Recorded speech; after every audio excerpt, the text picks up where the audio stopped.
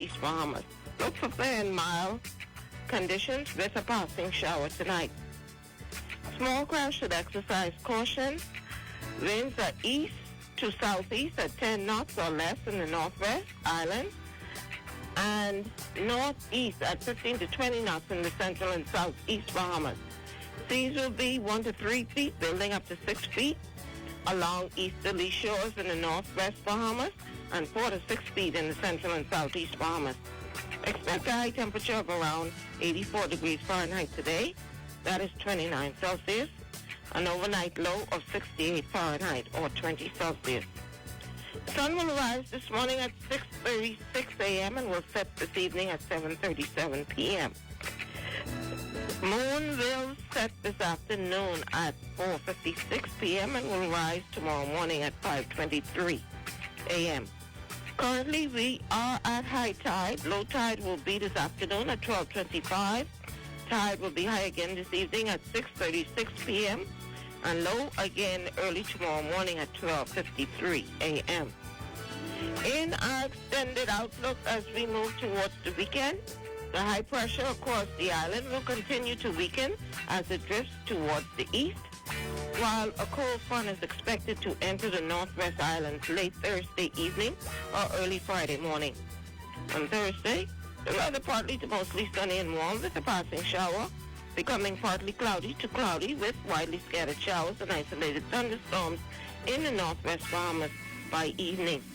Winds variable at 10 knots or less in the northwest Bahamas and northeast to east at 15 knots in the central and southeastern islands. Seas will be 3 feet or less, building to 5 feet along Atlantic exposed shores in the northwest Bahamas and 3 to 5 feet in the central islands and southeast. On Friday, weather partly cloudy to cloudy with scattered showers and isolated thunderstorms in the northwest Bahamas in the vicinity of that front, and partly to mostly sunny and warm with passing showers elsewhere. Winds will be easterly at 15 to 20 knots behind the front in the northwest Bahamas and northeast to east at 10 to 15 knots over all areas ahead of the front. Seas will be 4 to 6 feet in the northwest Bahamas behind the front and 3 to 5 feet elsewhere. Here at the Department of Meteorology this morning, this is Anastasia Fernanda. Enjoy this beautiful day, Bahamas. And Anastasia, thank you so much for that. We definitely do appreciate you. 6:55 is the time. It's time for your Constitutional Minute. Did you know that according to the Constitution of the Commonwealth of the Bahamas, Article 130, Paragraph 1, the Minister of Finance shall, in respect of each financial year, at the earliest convenient moment before the commencement of that financial year, introduce in the House of Assembly an appropriation bill containing under appropriate heads for the several service requirements.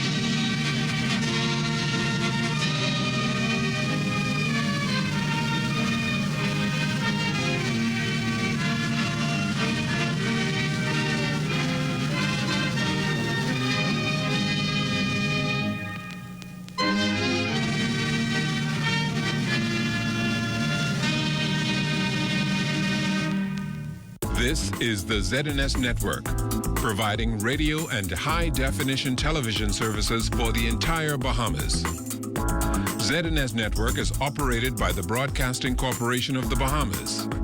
It is located at Harcourt Rusty Bethel Drive, Centerville, Nassau.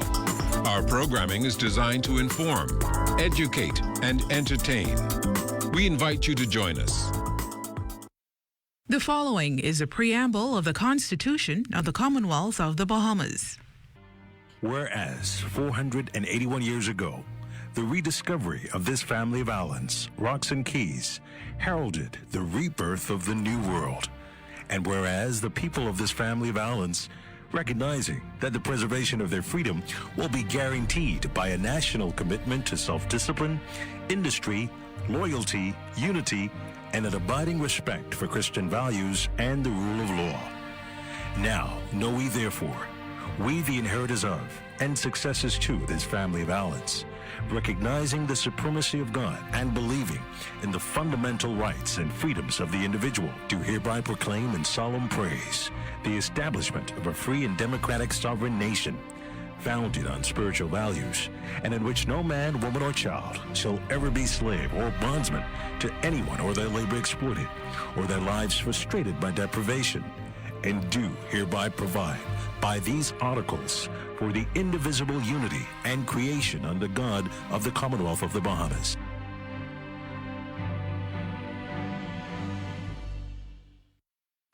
It's Wednesday, April 27, 2022, and the morning edition is live. On today's show, police mapping out new strategies to fight the crime war. The Broadcasting Corporation set for another digital upgrade. It's Administration Professionals Day, and DeAndre Ayton back on the court in the NBA playoffs. So let's start the morning off right.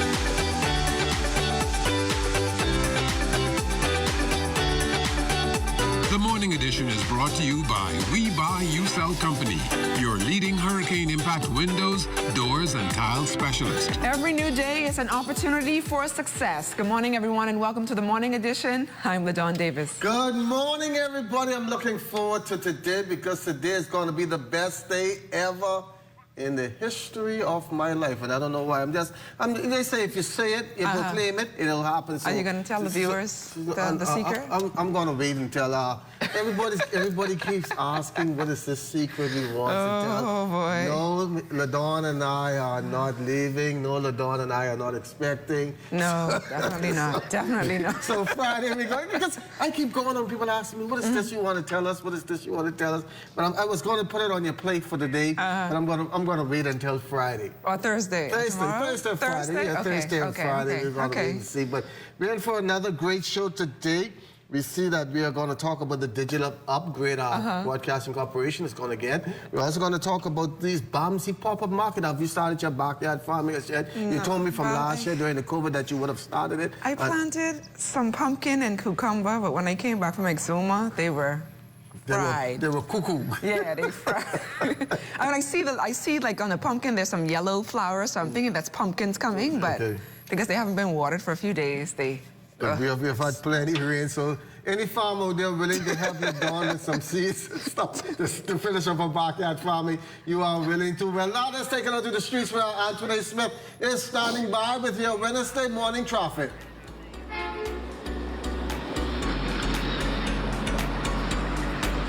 Good morning, Fisher and LaDawn, and good morning, Bahamas. It is officially hump day, and with that, your Wednesday morning traffic report is coming to you live from East Street and Robinson Road. There's already a steady stream of traffic building in that northbound East Street corridor. Nonetheless, with us, as always, is Corporal Patrick Kemp of the Royal Bahamas Police Force Traffic Division. Thank you so much for joining us this morning. Good morning, Andre, and good morning, Bahamas. And definitely it's a good day. Home day, it's always a good day. Middle of the week, we be getting there. Amen to that. Now, Kev, you were telling me that this corridor is particularly pesky, this intersection, for traffic officers. So can you explain to our viewers why? Well, this junction here, East Street and Robinson Road, Anthony, like most other junctions, could be a bit challenging in terms of the many infractions people commit in areas such as this. So I'll give you an example. I want to remind the drivers out there that the junction box, you still can be ticketed for blocking up the intersection, causing obstruction, even hindering the flow of traffic, all right? And if you are caught in the middle of the intersection in that junction box, the yellow junction box, that is a $300 fine. So I just want to remind the public out there, please, if you're in traffic and traffic is not moving ahead of you, stop. You don't have to come into the junction.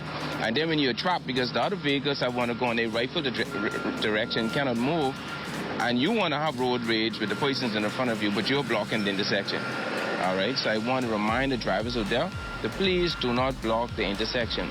Also, I want to send a reminder to the bus drivers that are heading in the eastern direction on Robertson Road. When you cross East Street on the northern side, right over where Miracle Towers are, do not stop there to pick up your passengers. Indicate to them to move further up. Reason being is because there's a stop sign clearly right on the side of the road that says no stopping, and it particularly refers to bus drivers. However, they still do that, and it causes a blockage here at the intersection as well. So what are the most notable offenses, and what are some of the fines that you have handed on this very same intersection so I can avoid getting those fines? With $300, like I said, and if I catch you blocking up this intersection, you will get your $300 ticket. All right? So, Anthony, do not do that. It is an offense. Also, persons who are running the light, it is still challenging. We still have a lot of drivers that insist on going through the traffic light. We cannot stress how dangerous that is to you and the other road users.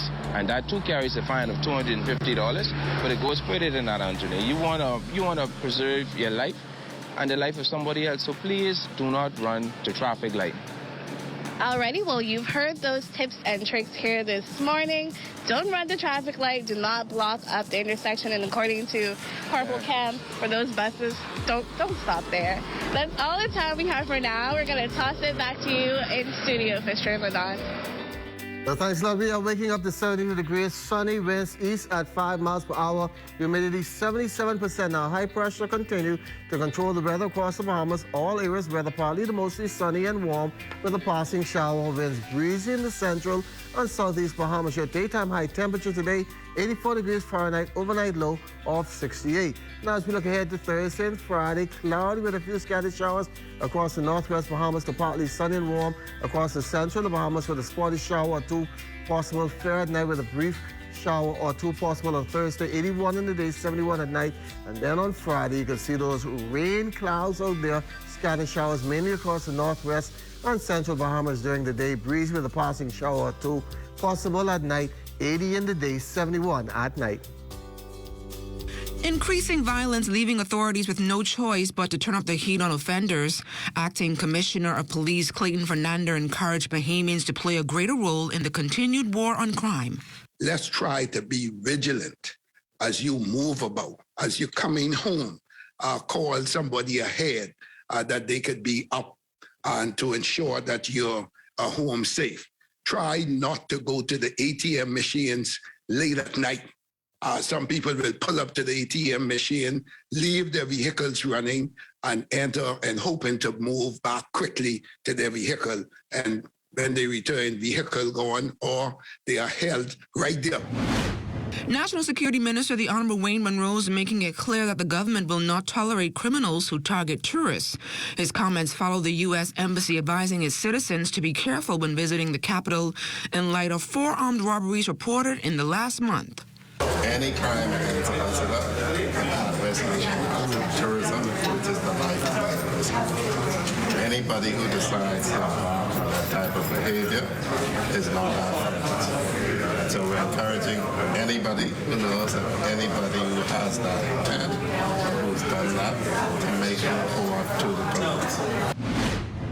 While health officials are optimistic about the possibility of lifting the country's COVID-19 mask mandate, Minister of Health and Wellness, Dr. the Honorable Michael Darville, says his Emergency Operations Center colleagues are moving forward cautiously. The government always takes into consideration the health and well-being of the Bahamian people as the #1 priority. That is the reason why our EOC and the Ministry of Health must be mindful of the parameters that are in front of us.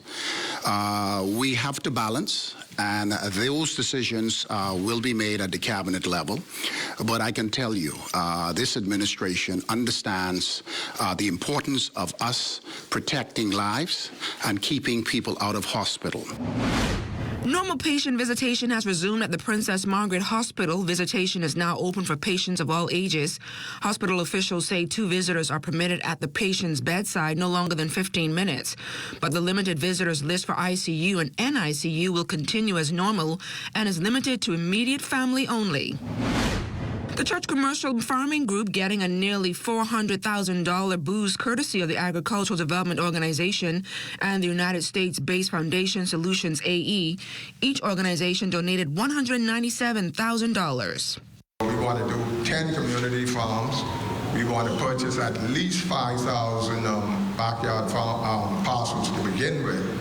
And those figures came from the $197,000 that Agricultural Development Organization is donating. We like to share, because sharing is caring. So we came up with the Good For Us concept because it's good for us to give. And my real job is to be a philanthropist, and I want to just give it all away. We agreed that we're going to embark upon having 5,000 backyard farmers to facilitate to grow what you eat and eat what you grow. And so it's that effort. Presently, we have accomplished 450 of those persons that are presently active in backyard farming. We are merging the Christian principles and beliefs and being our brother's keeper and ensuring that we find ways to feed our people.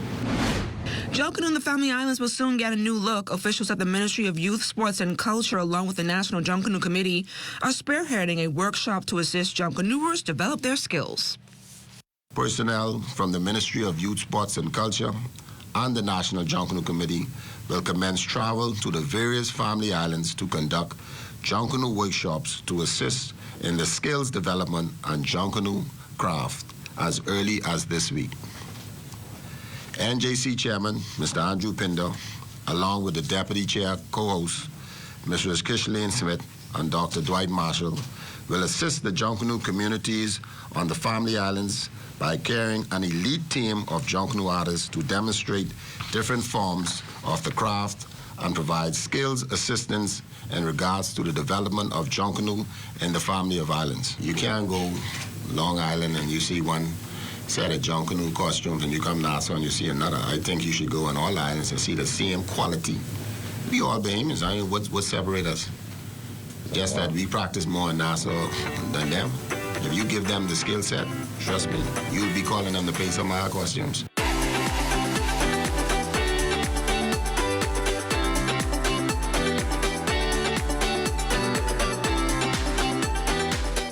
Started with today's lesson.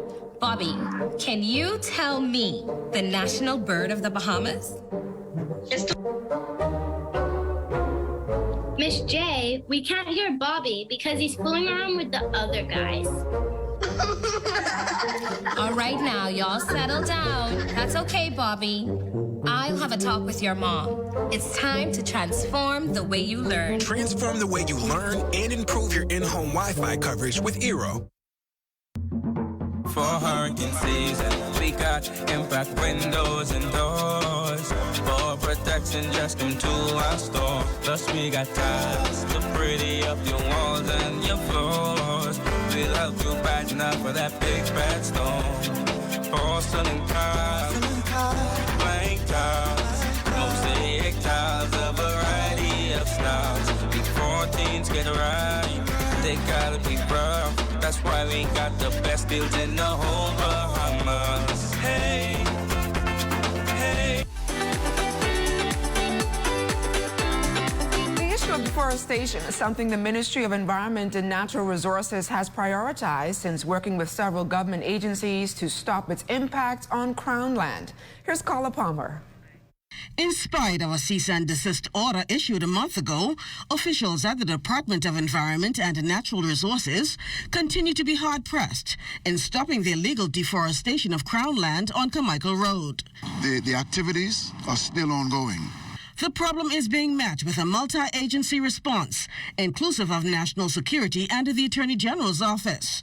Having now done all he can, he says, as a regulator, Minister of Environment and Natural Resources, the Honorable Vaughan Miller, says the matter is now in the hands of law enforcement, with the Department of Lands and Survey taking the lead in the ongoing investigation. At a high-level meeting, it was determined that the matter is to be dealt with. We've done our part. We've issued a cease and desist. That's as far as we can go. No one came to us and claimed responsibility.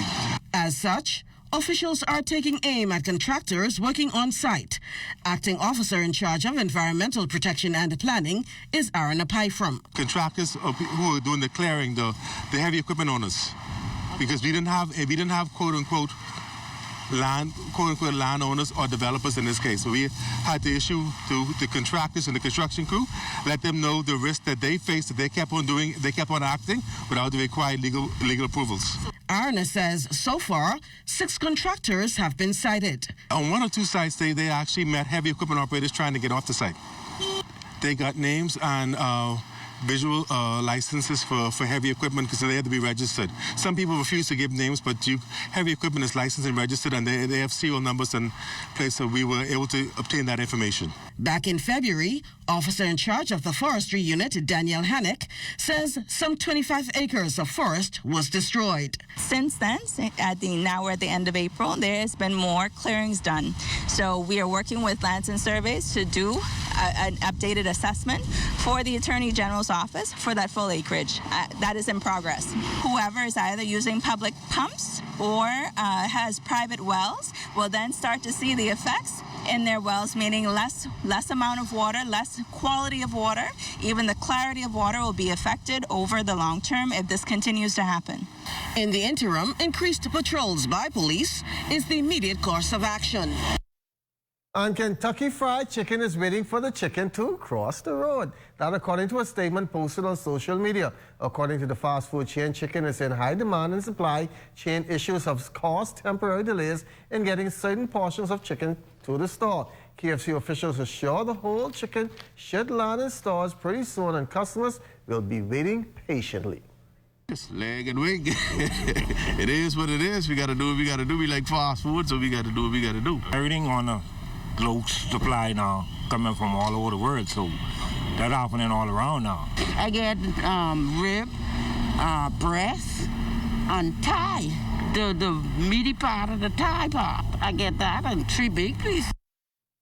Now, if you're into all things Bahamian, officials down at the Bahamas Agriculture and Marine Science Institute, or BAMSI, will be holding a pop-up market and Bahamian artisan show between 8 a.m. and 4 p.m. this Saturday. It will take place at the Holy Trinity Activity Center in Stapleton Gardens. What we are planning on is a fun-filled day, and we're looking forward for the public to support this event. This is a Bahamian thing. I've said it a few times that we need the support of our people for our people. So come out, support this event. Let's see what's all on display. We also have a taste testing booth that will be set up and showcasing exactly how is it that different fruits and vegetables can be prepared for different taste palettes, because we know we have a lot of kids that don't like their vegetables. So we're trying to find different ways on how we can prepare these meals, showcase it so that parents can now prepare meals for their kids. Well, the Broadcasting Corporation of the Bahamas is preparing for its second digital upgrade. Chairman Picewell Forbes, along with engineer Neil Benjamin and IT specialist Keno Baker, are currently in Las Vegas for the National Association of Broadcasters show, where industry professionals meet annually. The corporation's last upgrade took place in 2012. And today, Ladon is Administrator for Professionals Day all around the world, and we have some professional ladies that we want to just say hello to this morning. Garnell Dame, Shawnette Ferguson, Enida Sherman, Vivian Williamson, Christina King, Anthea Monix, Michelle Dean Weeks, and Portia Johnson, all working here. I know they're all going to come here today, and I want everybody here at the corporation to give them the royal treatment. Meet them at the gate, pull out the red carpet, give them the roses and everything, the gifts and everything. So make sure Are we going to give them breakfast? Yeah, we're going to give them breakfast. We're going to give them what we're having for what's on our plate this morning. So I know that's happening all over the country. A lot of administrative professionals say their bosses will be taking them out to lunch. So hopefully our girls will get the same treatment today. Any favorite one? Any favorite? No, I love all of them. If I say a favorite one right now, I'm going to get myself in trouble. You know some of them rowdy, so I'm going to leave right there. I love all of you. And as we head to the break, we take a look back at the day in Bahamian history. On April 27, 1965, the opposition Progressive Liberal Party staged a massive demonstration at the House of Assembly over decisions of the Constituencies Committee, with party leader Lyndon Penling lifting the 165-year-old mace and throwing it out of the window, leading to what is known as Black Tuesday and a major step in the fight for majority rule.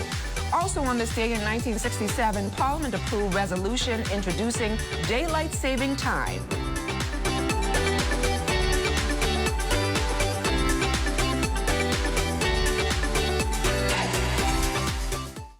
The natural resources of the Bahamas play a critical role in supporting Bahamian livelihoods. For example, the fishing and tourism industry, which include fishermen, seafood exporters, hoteliers, dive operators, restaurants, and others. Collectively, they generate approximately $1.5 billion a year. Therefore, we must respect and preserve what we have. These resources belong to us. This is my livelihood. This is my livelihood. This is my livelihood. So let's all do our part to maintain our local economy and a good quality of life. Remember, if we take care of nature, nature will take care of us. Music producer and recording artist Katya joins us next time on Journey TV. Katya shares her journey of healing and self-discovery, which gave her the tools to thrive through anxiety and the courage to share her music with the world. Don't you miss this inspiring story. Tune in Thursdays at 8 p.m. on ZNS. Journey TV, we share life's truths. And the latest World Athletics rankings are out, and Bahamians are making their mark.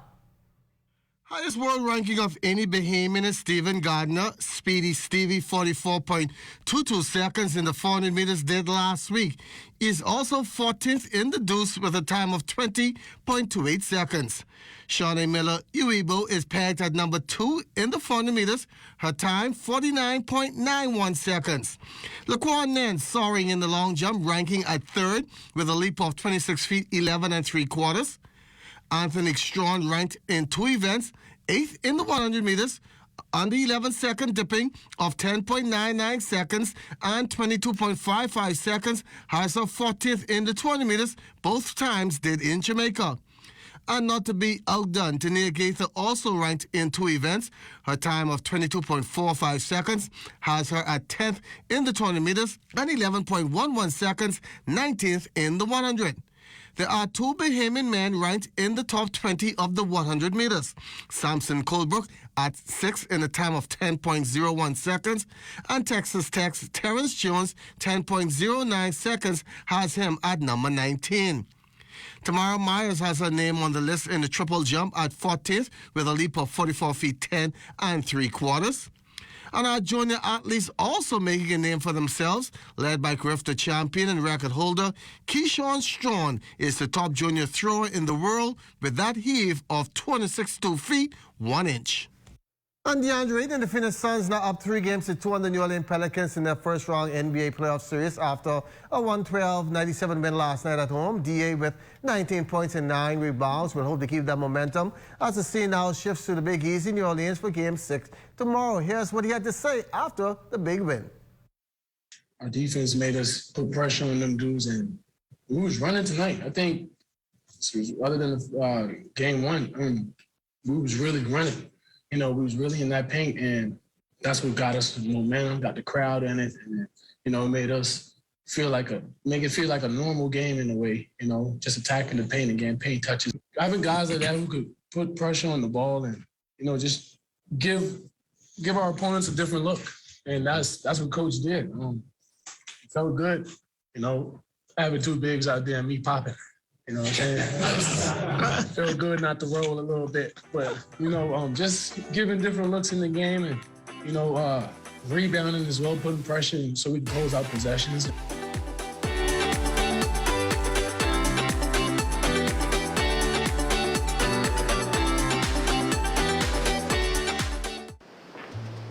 There's a spark of greatness in each of us.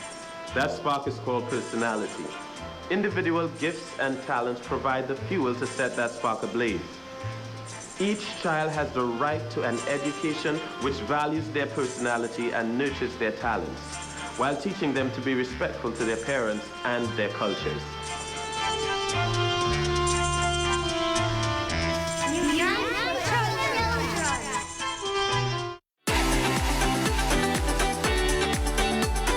Local government officials, businesses, and store vendors over in Exuma are singing a different tune 2 years after COVID-19 threatened their livelihoods. We caught up with the island administrator and several store vendors to find out how their businesses are faring. Exuma is one of the top vacation getaways for thousands of visitors and continues to dump millions of dollars into the public purse annually. But those figures dwindled after the country was shut down due to high COVID numbers. Fast-tracking 2 years later, Island Administrator Christian Palacios says the positive feedback local government officials received from the business community was sweet music to her ears. The locals were really excited when it was announced that the Family Island Regatta would take place this year. From a local government standpoint, we realized that the time was short, so we came together, council working along with the Regatta Committee to ensure that everything was in place to put on this event. The economic part of it, persons were really excited to take part in that. You know, regattas are normally bring economic boost to any family island, and Exuma is no different. Some 15 straw vendors here at the straw market on the island of Exuma say despite the impact of COVID-19, business as a result of the Exuma National Family Island Regatta has been booming. You know, in the straw business, we have to keep going strong, and you know, when the tourists come, they're looking for local straw. I was off the island for like 6 months last year. I went off the island, and I just came back 2 weeks ago. And while I was off the island, I've been blessed. The ladies here in the straw market, they did a great job for me because this is my shop, and I had it open, and they made something. And that's how I survived. A lot of tourists that come, they look for local stuff, local straw basket hats and bags. And it'll be a good boost to the island if they will continue to come and we continue to keep the COVID down.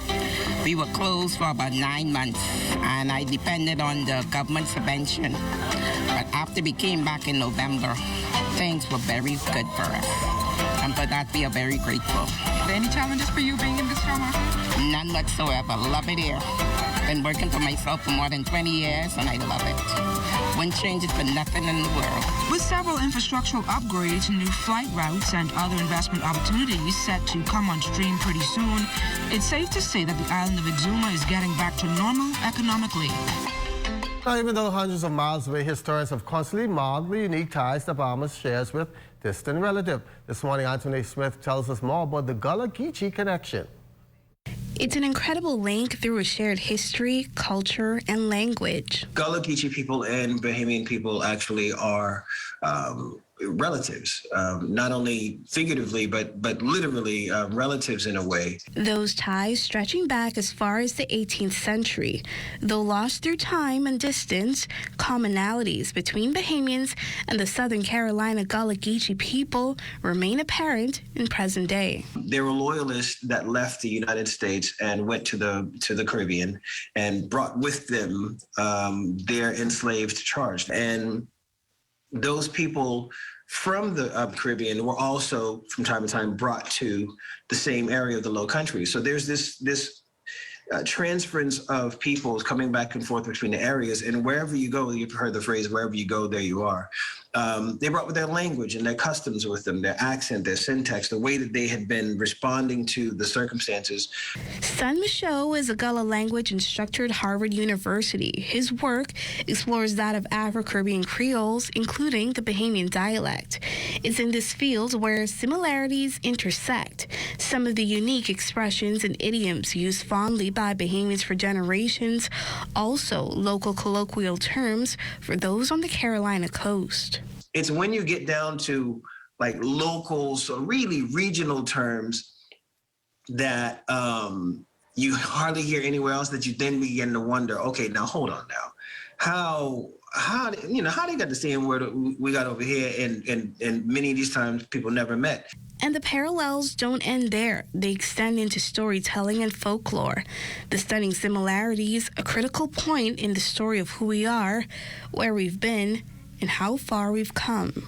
And so you can't talk about the words or use the words that we use without wondering, well, how did these people in Nassau get the same word in their vocabulary as the people in North Charleston, which is the same word that's in their in the vocabulary of Sierra Leone? Like, how did all of these people get these words in their vocab? Well, the reason is because of we were put in similar situations, share a common ground as far as our history is concerned, and you can track where we've been by the words and phrases that we left behind. For more on Son Michaud's work in Gullah Geechee and Afro-Caribbean language, you can log on to his website at sonmichaud.com.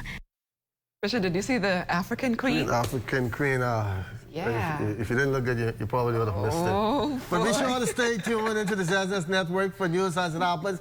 TV and radio updates throughout the day. Then you can tune into the Northern Edition at 6:30 and the Bahamas tonight at 7 o'clock. Oh, boy. And that's a wrap for us this morning. For all of us here, I'm LaDawn Davis. We'll make the announcement tomorrow for sure. Definitely. Have a great morning, everybody.